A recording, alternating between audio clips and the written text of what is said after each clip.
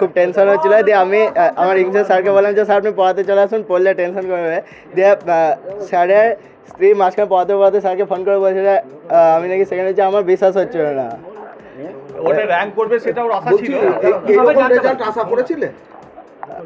মানে র্যাঙ্ক একটা আশা ছিল, আর দ্বিতীয় হবে এটা আশা করছিলেন? আর কেমন লাগছে? না না একদম ছিল কেমন না। লাগছে?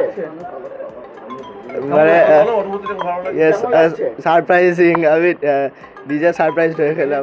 আচ্ছা, কৃতিত্ব কাকে দেবে? মা বাবাকে, আমার স্কুলের দাভাজি ভাইকে, আমার স্যারদেরকে যাদের কাছে পড়েছি।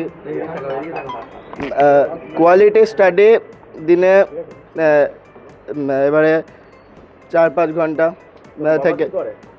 আমার বাবা টিচার, পাঁচড়া হাই স্কুলের, এখন বাবা রিটায়ার করেছে।